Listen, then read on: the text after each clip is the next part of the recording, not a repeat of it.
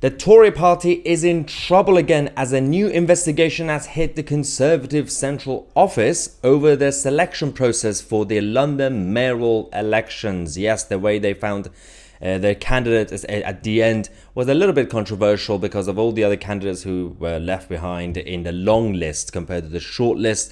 And in the middle of all this, the political left are loving it, the Labour Party. You would think that 13 years in government makes you experienced and mature, but no. Apparently makes you out of touch and stupid. So the London Conservatives, obviously they had a number of candidates that were put forward for the next year's London mayoral election.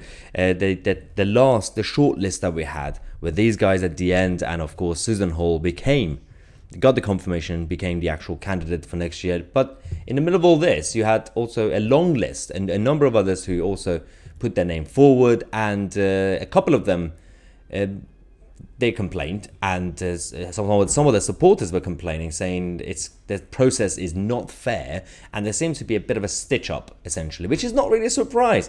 The Tory party have always done stitch-ups, left, right and centre, especially when it comes to centralisation of their own party. So we got the party chairman, Greg Hand. Now, this investigation we're talking to you guys about is done internally by the Conservative Central Office. So the Conservative Party are going to be investigating the Conservative Party into Conservative Party potentially doing a stitch-up when it came to the Conservative Party finding the next London mayoral election candidates. I don't know if this is going to be a real investigation or if this is just going to be damage control because they don't want more media scrutiny on that. But internal investigations are a thing, apparently. Now, Greg Hand, the party chairman, has been under criticism because of the way they found they selected their candidate at the end. For example, we had Paul Scully, who's been in charge of London as a member of Parliament for Sutton. His portfolio in government was to look after London. He's got a lot of experience in London. He wanted to be a candidate as well, but somehow he was, let's just say, snubbed by the Tory Central Office. So his supporters are not too happy. We also had, of course, Samuel Kasumu, who was very good. He was very young and fresh. He had great ideas, but he was a little bit too close to Boris Johnson, and he was a Brexiteer, and he was also, gotten rid of. He was taken care of. Now, Samuel Kasumu didn't stop there. He decided to talk about his complaints. He went on social media. He released statements saying that the process is not fair. The Tory party, clearly, they don't want people like me. They don't want people with fresh ideas. They want people to basically be yes men, to just be a puppet of the CCHQ, to just do what they're being told. And to an extent, he's absolutely spot on. So that's what's happening now.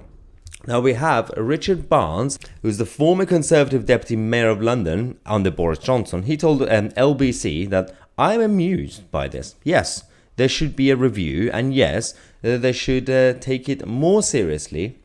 But Conservative Central HQ has never really been interested in the election of a London mayor." That is quite interesting, because he actually said that I'd be damned annoyed if I were Susan Hall, to be quite honest, if there's going to be an investigation, because she's already been selected. But he says, "It is totally undermining her position. Had they done the review post-election, and then that's totally legitimate. But to do it now, when you have a live candidate, and to basically chop them off at the knees, I think it's utterly and totally unfair. Why do it now? Why not wait a year?" Well, I mean, the ideal situation would be to not be in this situation in the first place.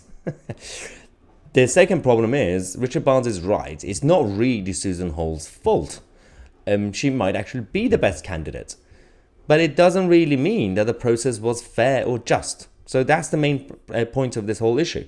The Labour Party are loving this chaos because, for once, it's shifting the focus from their own internal problems to the Conservative Party. So the Labour source said that with their move to the right nationally, and focus on culture wars, the Tories have basically given up on London in recent years. The Labour Party continue to believe that the Conservative Party is some sort of right-wing nationalist party. Yes, the same liberal green Tory party is apparently a right-wing nationalist party now. Yeah. The Labour source also said that they have thrown in the towel. It's been years since they had anything positive to say that may appeal to London's values. I mean, to an extent, but the problem with London and London mayoral elections is that it's not really a blanket thing, because central London and urban areas are very, very different to greater London. You've got the suburban areas, then you've got essentially the shires. The greater London is so big. So do you really think people in the green areas from Essex have the same values as people in Islington, for example? No, of course not. So the Labour source is talking nonsense as well, because the Tories or right-wing parties, for example, like Reform UK, they can appeal to Zone 4, Zone 5 of Greater London.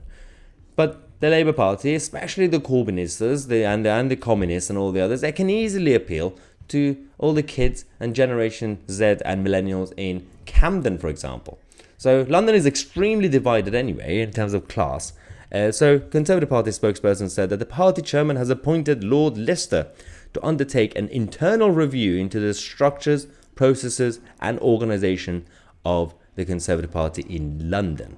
The purpose of this review is to build on the success of the Oxbridge and South Ruislip parliamentary by-election in July, to ensuring that the Conservative Party in London is in the best position to take the fight comprehensively to our opponents in next year's crucial elections across the capital. So they're pretending that they really care about London. And they're taking credit for the victory in Oxbridge and Ruislip, even though it was essentially a vote against Sadiq Khan's ULEZ, not because the Tory party's campaigned well.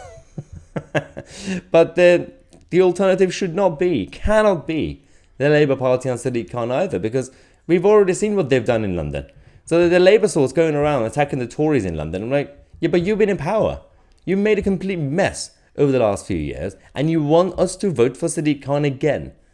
That's lunacy. Anyway, let me know your thoughts in the comment section. I'm Mahyar Tousi, and we are the media.